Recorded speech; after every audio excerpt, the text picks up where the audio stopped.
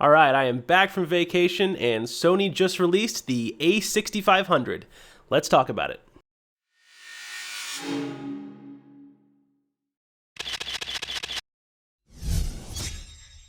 Welcome back, everybody. It's great to see all of you again. Like I said, I am back on vacation, so it's time to get back to work and start posting videos and doing more commercial work and just back to real life here.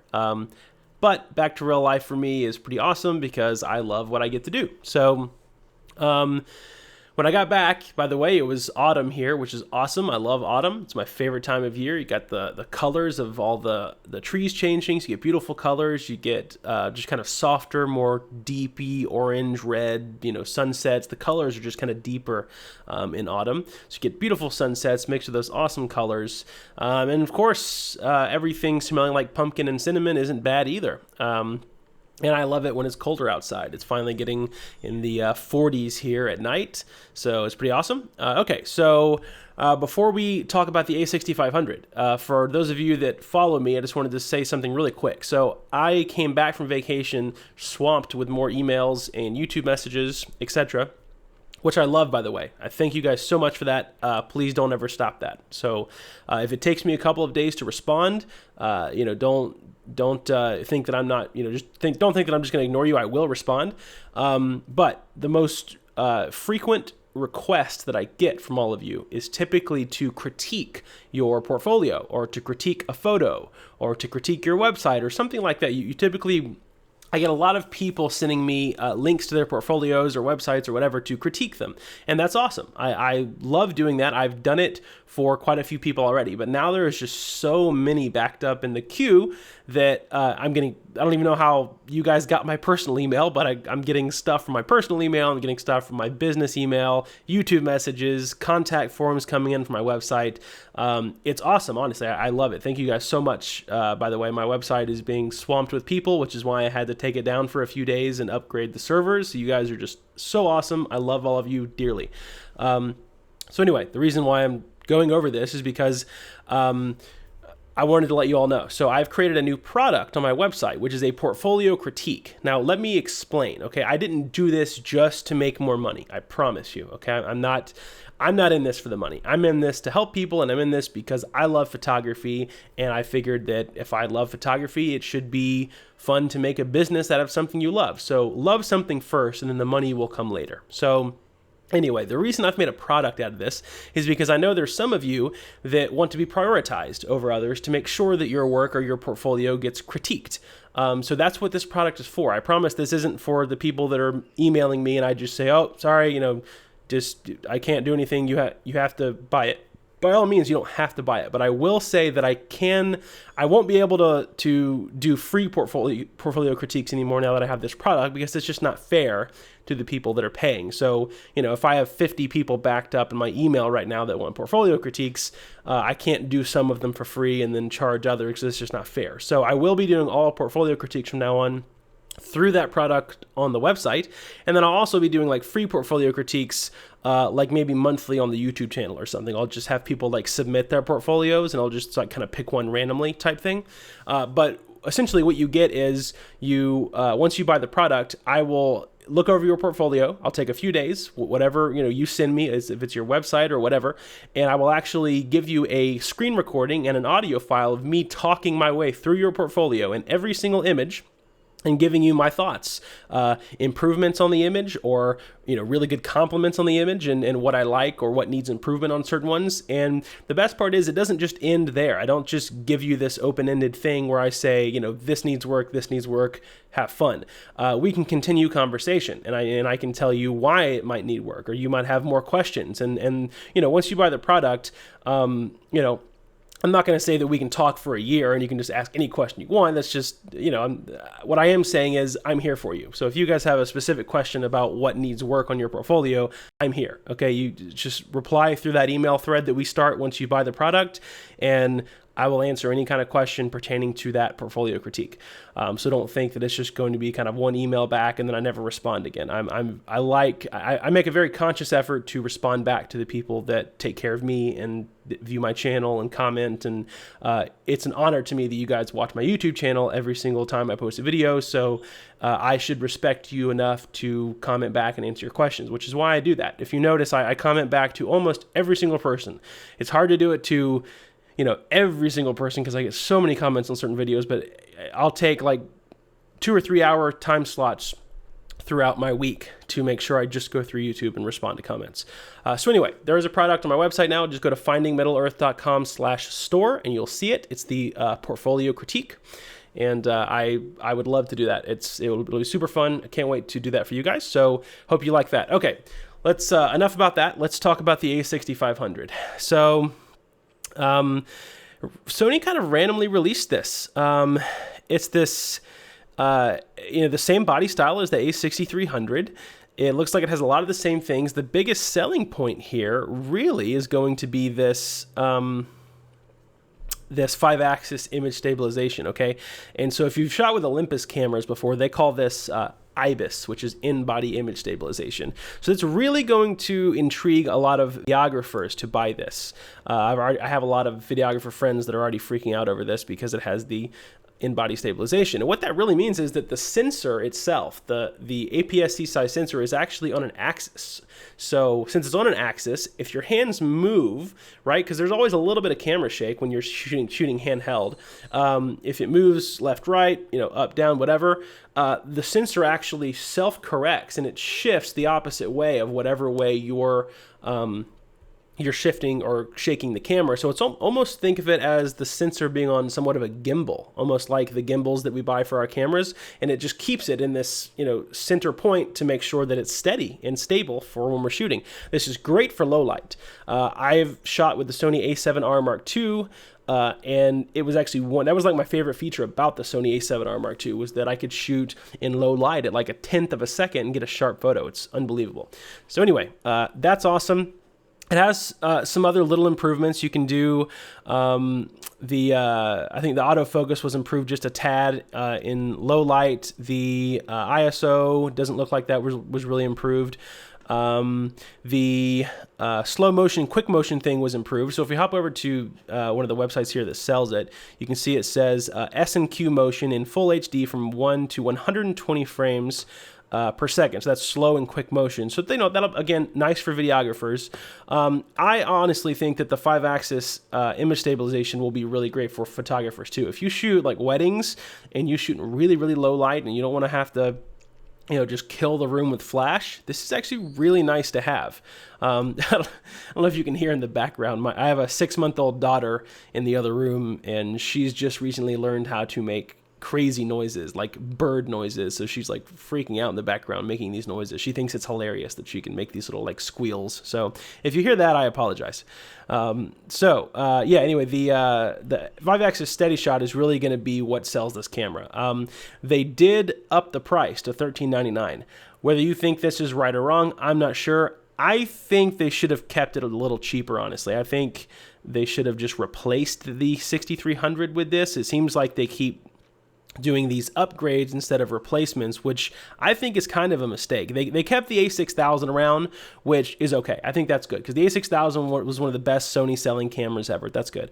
The A6300 was an upgrade. And you're like, okay, well, it's still not that much more money. But now they did another upgrade only 8 months after the A6300 came out. And there's so many people saying, oh, this is the upgrade to the A6300. In my opinion, the A6500 is what the A6300 should have been.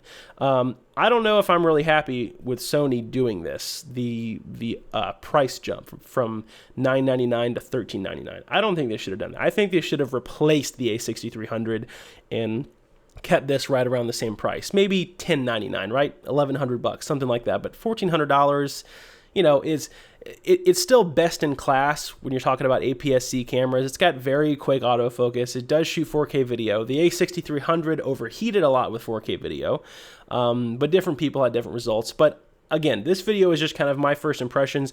I'm never going to tell you to or to not buy these cameras because they're not in my hands. If I was shooting with it and I had a week to spend with it, then I could tell you, yes, you should probably buy it. You probably shouldn't. I have shot with the A6000. One of my best friends in the whole world has an A6000. He still loves it.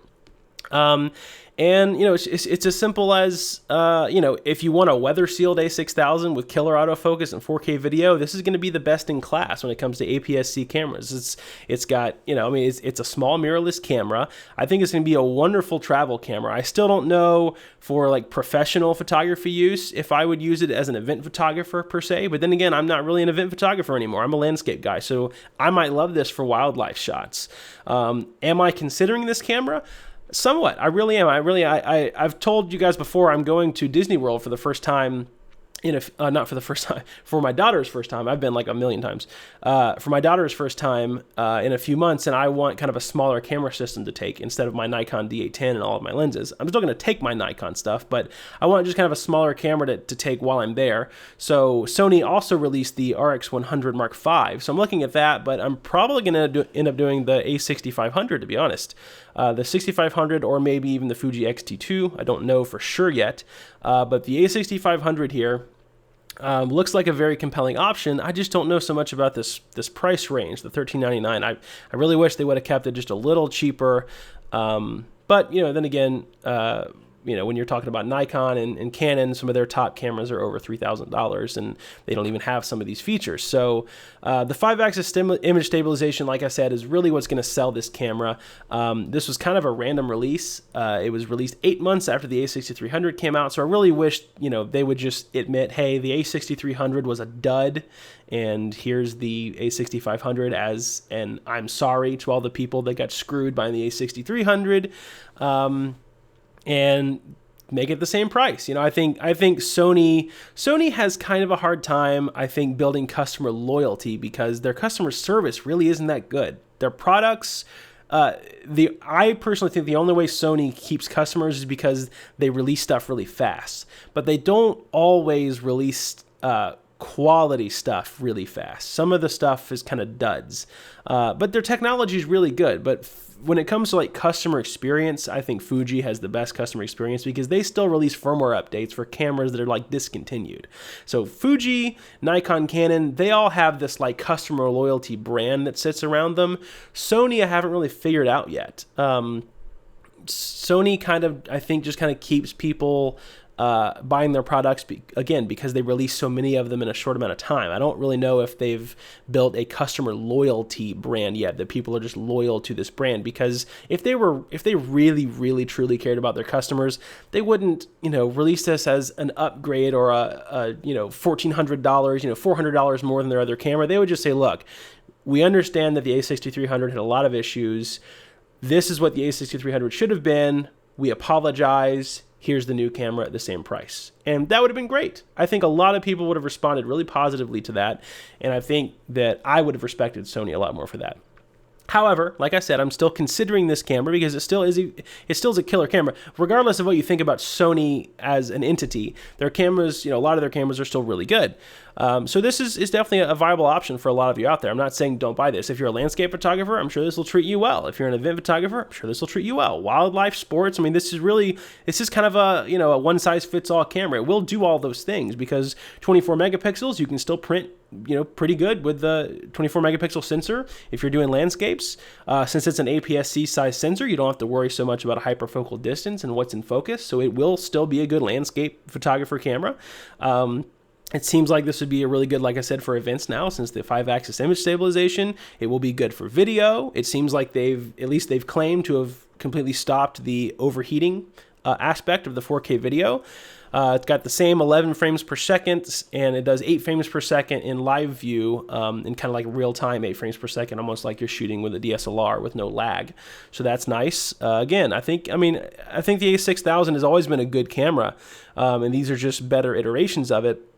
But I think the A6300 is kind of a dud, and the 6500 is the stud. So there's a cheesy one-liner for you for the day. So all in all, I'm just kind of going over the specs here again, seeing if I missed anything. It wasn't some major upgrade.